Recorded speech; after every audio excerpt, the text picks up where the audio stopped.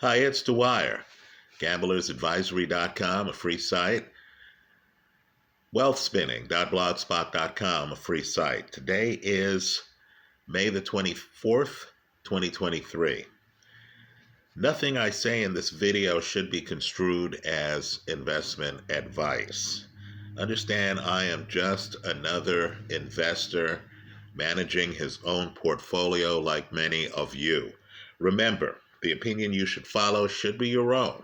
Just consider this video to be a second opinion from a complete stranger online. Now, there is one of the more important videos here on YouTube of the last few years. It's famed investor Stanley Druckenmiller giving a lecture at the University of Southern California. And in his talk, he talks of a government bubble and the fact that in the United States, we have a choice right now.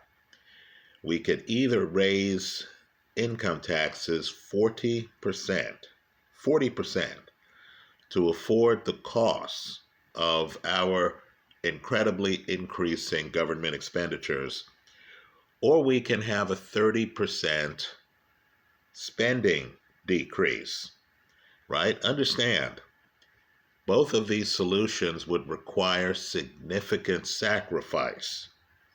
But what Stanley Druckenmiller wants people to understand is that the current situation is completely untenable. Folks, it's unsustainable. My advice is to trust markets more than the resumes of these elites, right? The leaders don't have control of the situation. The people ultimately who will profit long term are going to be the risk takers. Now, let me just say, this morning, I wasn't planning on making this video, but I saw that the inflation numbers in the United Kingdom are atrocious. They have jumped. What this means is that the Bank of England will likely raise rates. It's my prediction that the United States, despite a lot of people hoping for a pivot, will later itself have to raise rates, right? Understand, we have a fiat crisis right now. Understand, further rate increases are going to create further bank problems. We've already had some huge banks fall apart. That's going to continue. The banking problem has not stopped. So from this seat, just telling you what I'm looking at, how I see the world, right? This is certainly not investment advice. I believe energy costs are going to skyrocket in the fall. It takes a while for shortages to be reflected in higher prices, but understand, last month, OPEC announced supply cuts. I believe that, things like the XOP, XOM, XLE, look up these ticker symbols. I believe they're all going to rise, but what I want people to do is to look long and hard at the environmentalist sentiment that's out there, and to realize that liquefied natural gas will solve some energy demand and will do so in a way that's more environmentalist than, let's say, traditional crude oil. So I'm focused on EQT. Look at that symbol. Folks, I believe it's just getting started. This is a way to satisfy our thirst for energy while doing so in a way that doesn't lead to the extremely high levels of carbon emissions. And just by chance, the liquefied natural gas market in the United States is heavily concentrated in EQT. This company owns a huge part of it. You need to understand, too, that there are barriers to entry. because you have to build and invest in an infrastructure to get the energy and then to transport the energy. EQT is already there. Understand too, when I talk about interest rate increases, what that means is that bonds are going to become more attractive, right? And many investors are going to say, why should I invest in stocks when I get a guaranteed rate of return from bonds from a sovereign nation, a better debtor? So look at the government bond market. You need to expect bonds to spike. What that's going to do is it's going to place some pressure on gold, which is still a spectacular, in my opinion, long-term investment. But short-term, you're going to have some people say, hey, gold's not paying me interest. I can get interest from buying T-bills from the United States, right? That's going to pull some money out of the gold market. Don't be fooled. You want to be in gold and silver because, as I said earlier, you have a fiat currency crisis. Let me also say this too, and I don't say it lightly. I know we view Bitcoin as digital gold, right? And I understand a rising bond market is going to distract some people away from Bitcoin. But you need to be firmly focused on the fact that the next Bitcoin halving is only a year away, and that Bitcoin historically has beaten the market soundly in the run-up to its Bitcoin halvings, right? You also need to understand the political climate is changing. We're going from Elizabeth Warren, wanting to regulate and tax Bitcoin, to RFK Jr., now running for president of the United States, talking about how your right to own Bitcoin should be one that the government can't interfere with. Understand too, Ron DeSantis, and I'm not here making an endorsement for any candidate, but understand Ron DeSantis is about to announce that he's running for president of the United States, and he's going to do so in a talk with Elon Musk, right? Now, just understand, Elon Musk is one of the people instrumental in the founding of OpenAI. Ron DeSantis himself admits that he's owned cryptocurrency for years, right? He's made this admission in government filings. The presidential race is going to be a nip and tuck affair, right? Joe Biden, the Democrat, currently holds the office. On the Republican side, you have a former president, President Trump, running, right? He's being challenged by Ron DeSantis, who has some pretty big backers. Tim Scott is now in the race. Tech mogul Larry Ellison is pledging to fund Tim Scott up to $60 million, right? So you have a hotly contested presidential race right now. And my point to you is that Bitcoin now is coming out of the back room. Pretty soon it's going to be center stage,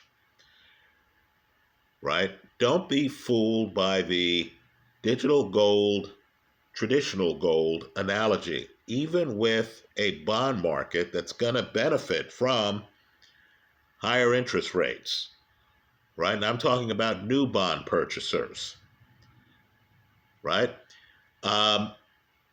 Just understand that Bitcoin is going to be extremely bullish over the next year, in my opinion. Right now, the market is upside down. Also, Litecoin is coming up on its own halving. I would encourage people, even though there were some recent problems with an upgrade, to look long and hard at Dash, which is entrenched in Latin America. Don't fool yourself. Inflation comes in spurts. Countries export inflation. You need to understand that the news out of the UK about their inflation hitting a 30-year high is going to filter into Latin America.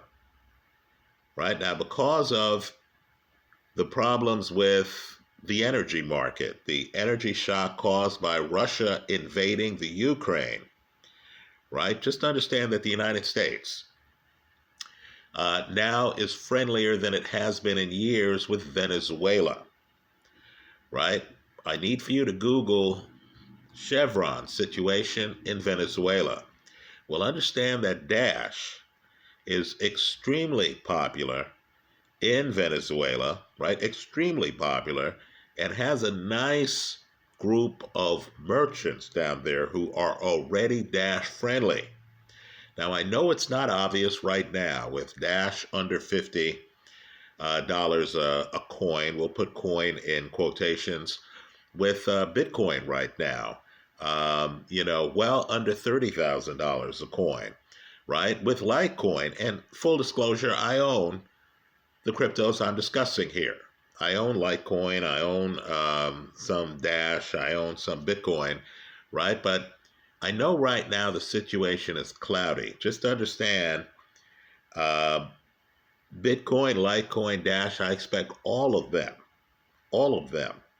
to increase dramatically, right? I get that there is a war going on right now between countries like Canada and centralized digital exchanges. I get that Binance is out of Canada now, right? Okay, great. You need to separate the individual cryptocurrencies from these centralized exchanges, right? The fact that Binance has left Canada does not mean that Bitcoin use is down in Canada. It does not mean that Bitcoin, Litecoin, or Dash have left Canada. Let me also point out, too, that we're all busy talking to ourselves. There are a lot of people out there, a lot, who don't know that much about cryptocurrency, right? And just understand what they're going to find out, especially as America tries to resolve at the 11th hour, and I think they will, the debt ceiling crisis here. What they're going to find out is that they're looking at stagflation, right? UK, you know what I'm talking about. They're looking at stagflation. They're looking at price instability. They're looking at further jumps in inflation, right? As I said, the elites, the leaders don't have control of the situation. And then they're going to realize that their son or daughter who's dabbling in digital assets doesn't have the same concerns because the total supply of Bitcoin, Dash, Litecoin, just to name three, there are others, right, are already predetermined, right? You don't have, this fiat currency creation problem with some of the major digital assets. Not all. You want to research the digital assets in which you invest, right? For those who don't know, too, I have a Substack page, Dwyer70905.substack.com, where I talk about crypto as well as what I believe are some pretty good speculative plays. So I'm talking my book here to some extent. Let me also point out, too, that in Silicon Valley, some major tech players have laid off thousands, right? There's been a lot of bloodletting here. Let me let you in on a secret. Many of these tech players are hiring back workers, not the same workers, at lower labor costs, right? Well, I need for folks to realize that as AI takes off, you're going to have a lot of layoffs. And I mean a lot of layoffs, right? If you're interested in investing in AI, I want people to just think about the AI services they use in their everyday lives. Now, understand, artificial intelligence has been with us for a long time, right? Your order fulfillment, for example, when you use Amazon.com, involves a lot of AI. You might notice when you go to Amazon that they just magically seem to be able to present to you on one of your first pages items that you were thinking about buying in the past, right? They know your search history. They know how to organize it. A lot of that is done by machine learning, right? Well, just understand, AI is going to enrich Amazon. It's going to enrich the owner of OpenAI, at least a huge percentage of it, Microsoft. It's going to enrich Google, which is increasing the AI potential of its Chrome browser, right? And which right now, of course, runs Google Bard online, right? So don't be fooled by all the Bay Area layoffs. Amazon, Microsoft, Google are all well positioned to profit handsomely from the AI revolution. Let me say this too, and this will be controversial.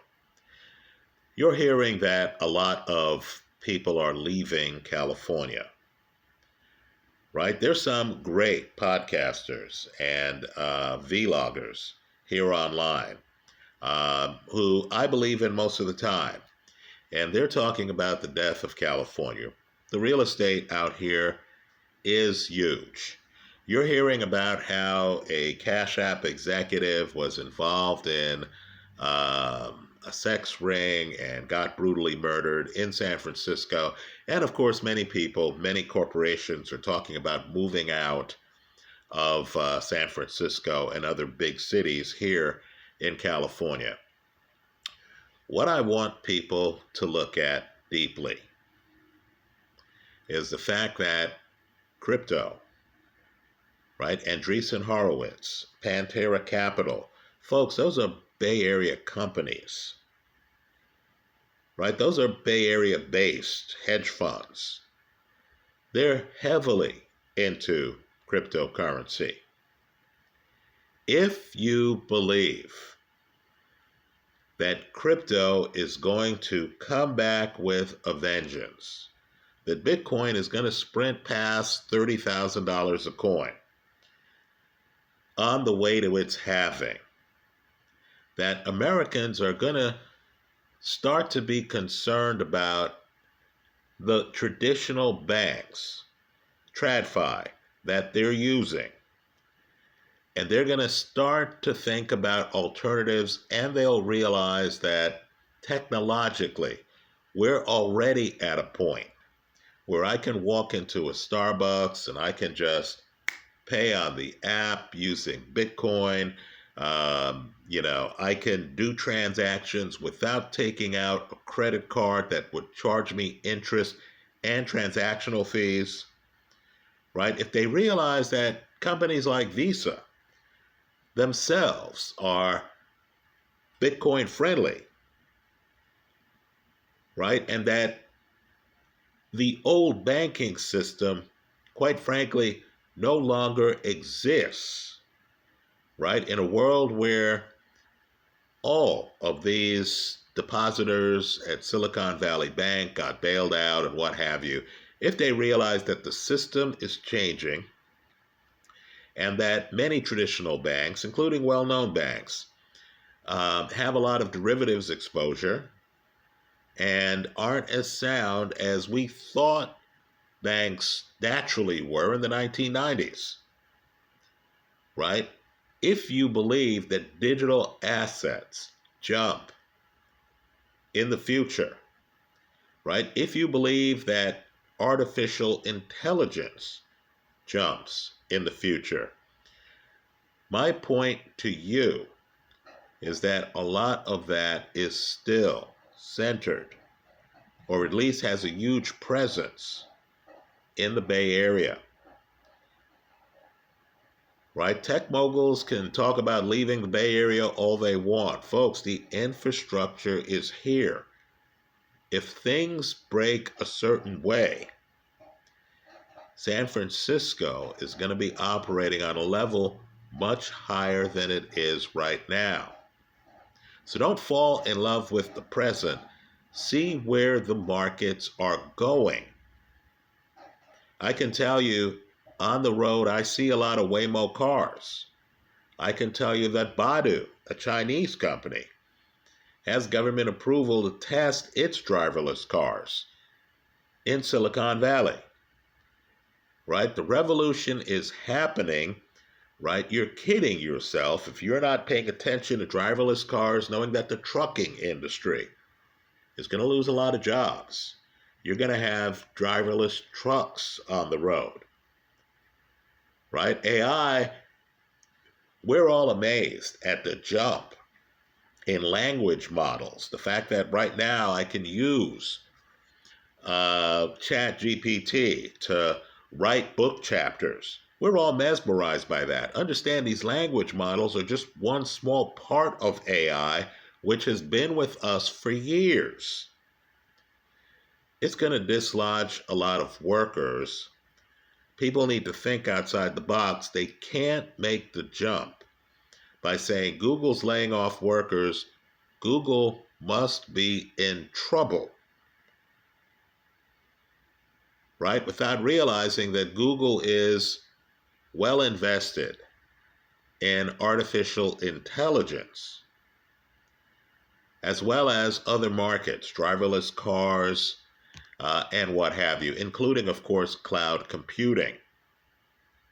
So just food for thought. Let me also point out, too, that the government right now is trying to limit China's ability to get advanced semiconductor chips. You may have noticed, according to reports at least, that Warren Buffett has backed away from an investment he had in Taiwan Semiconductor, right? That's going to benefit chip manufacturers here in the United States. And I'm just telling you, some of them are located in the Bay Area. So let's think this thing through. If you have one takeaway from this video, it should be that the leaders don't have control of the situation, right? I've looked at the young prime minister in the UK.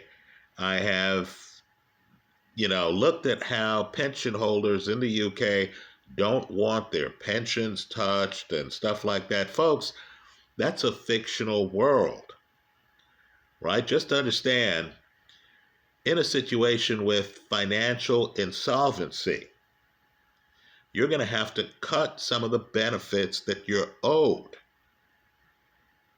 right? That's just the long and short of it, right? And so right now, people mentally just aren't prepared to do either the 40% tax increase that Stanley Druckenmiller has talked about,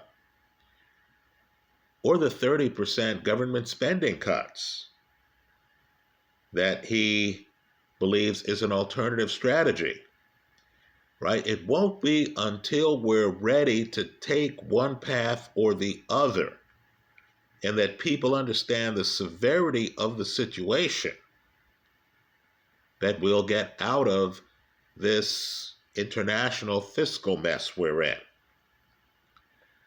right? So right now we're unprepared. What I believe is going to happen is it's going to be a windy day in October. Someone's going to look at their 5 and 6-year-old. They're going to look at their wife or their husband, and they're going to say to themselves, I've got to heat this house.